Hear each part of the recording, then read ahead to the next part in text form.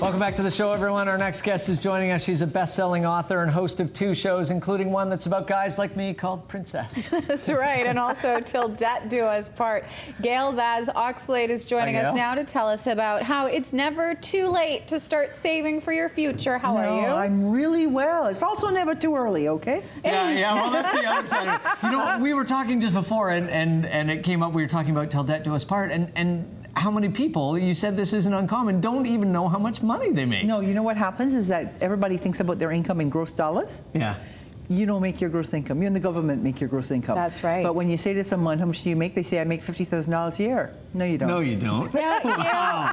It is, you know, it's surprising, but so many people just get intimidated by this sort of thing, whether it's saving or how much they make or how to deal with their finances. You know why? Why? Because there are so many mixed messages. Okay. Okay, every time you open up a newspaper or listen to a radio story or listen to some spurt going on about what you should or shouldn't be doing. A spurt. Yeah, a spouting expert. Yes, yeah, that's right. I love that. It's like in direct opposition to what the last spurt said. And so people are sitting out there thinking, okay, well, which one is it? Like, what do I actually do? Well, where should you start? I mean, if you know that it's time for you to start saving money and start figuring out your finances, where do you begin? If you're just talking about straight up saving, then you just start saving. You find $1 a day if that's all you can find. People say to me, you know, I have no money to save. I go, okay, you do the drive-through, right? Yeah. And they do. People go through the drive-through millions of dollars every year. Yeah. So have a jar in your car, and every time you go through the drive-through and you spend $1.45 on a cup of coffee, put $1.45 in your jar. Now you're saving. Okay, so your fast food tax. You're doing something. You're doing something. And as long as you are not saving, you will never start to save because you'll always come up with a good reason. I have a mortgage to pay, I have to pay off my student debt, I have kids going to university, I've got a credit card balance. It's always a reason not to save. Yeah. As soon as you start saving, you change the whole vibe of your life. This is an interesting thing that you say in the book, that you know, if you have credit card, if you have debt, doesn't matter, save. You have to save. At the same time, but people always focus on and we're told a lot, focus on your debt. Because get rid of your high what interest people debt. say is, why would you save money at 1% when you have debt at 19%? And I say, well, first of all, get rid of the 19% debt. Yeah, obviously. Move it to the lowest possible interest rates you can find. But you also have to save, because what you're trying to do is build a foundation. Yeah. And if you're only doing one thing to the exclusion of everything else, you know, you're like a table with a leg that's missing. It's only a matter of time before the table falls over. And practice too. I mean, that's really what it is for people. Practice. Good for you. Thank you, Gail. You get a star. Oh God, I feel. I'm just going to sit like this for the rest Princess. of the interview now. There's all kinds of things that you talk about in this, but I guess the message in all of it really is it's not as complicated as people want to try and make it. No, it's it's really not. simple, but it's still scary, but it's simple. Part of the problem is that the investment world eats up so much of the time, and the language around investing is very complicated. It's terrifying. And it scary. is terrifying, and it is scary, okay? But investing is really just about this much of your money. Okay? This much of your money is everything else. And it's not spending more than you make. It's making sure you have a plan of how you're going to spend your money. It's called a budget. Yeah. Budgets are tough, though. And if people have seen they're not. People are scared of them. Fight! They're scared. You know, you watch your show and you do make it simple for people, but people find it really hard to budget their money, whether it's on the food they spend going out, whether it's on clothing, all sorts of things. Is it that difficult, or people just use it as an excuse? What happens is people decide that they're going to make a budget, and then they pick numbers out of the air. Yeah. They go, and I think I'll spend $400 a month on food. Well, they may have been spending $800 on food up until now. And so what magically is going to happen that transforms your $800 eating habits into a $400 eating habit? And then they turn around and they say, see, budgets don't work. Well, it's not the budget that didn't work. You put crappy information in the budget. That's why it didn't work. So the first thing you have to do is figure out what you're actually spending now, because that's sort of the first step you have to take. Right. Then you put that number in the budget. If you get to the end of the budget and you don't balance, you can go back and start trimming, but now you're conscious of the fact that you're trimming. Yeah. So if you're going from $800 a month to $700 or $600 or $500 a month, you know you have to change your shopping behavior because you don't have $800 a month to spend. People try to keep all that accounting up here.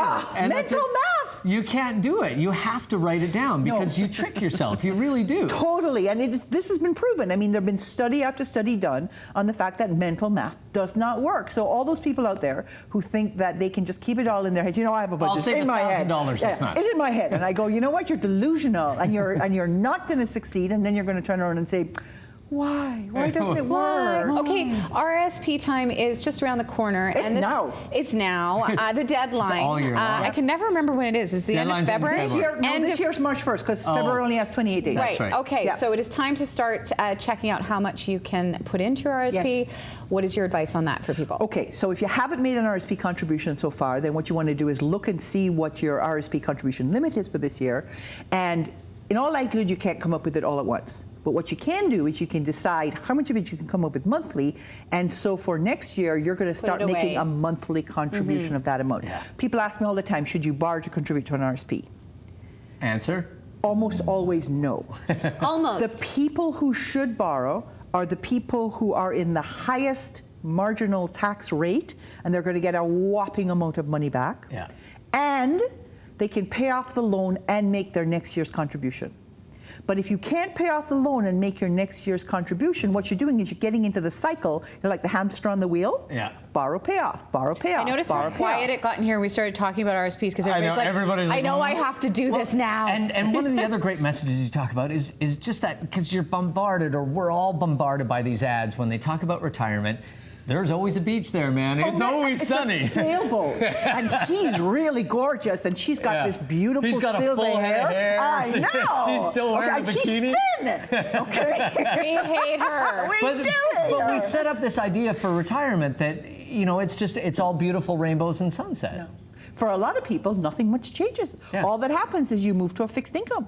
Okay, because if you were a knitter or a golfer or a whatever before you were retired, in all likelihood, you're going to want to continue doing that. Yeah. Probably going to spend a little bit more time in your community. You may do some more volunteering. You may spend more time with your church members or with your family. But not a lot is going to change. You may do a little bit more traveling if you're budgeted for it. Yeah. But if you haven't budgeted for it, then you're not going anywhere. Okay, really quick, we wanted to talk about Princess because I really need to know, where do you find these delusional people on this program? Okay, they apply. Hello. Hello. They apply. Yeah, you know what? And they know what you're like and they apply. I know. Some of them don't know what I'm like, though. Some of them don't. They have no idea what they're getting into because what they see it as their moment of television fame. Yeah.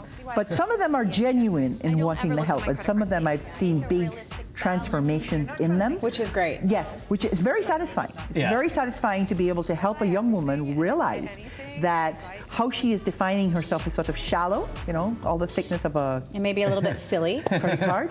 Yeah. And then for her to come to a realization that she can set some goals, and she can set goals that have some real meaning for her, and now she has something to actually work towards. It's fabulous. Yeah, can Mike apply? Mike can apply. I'm actually looking for my first male princess.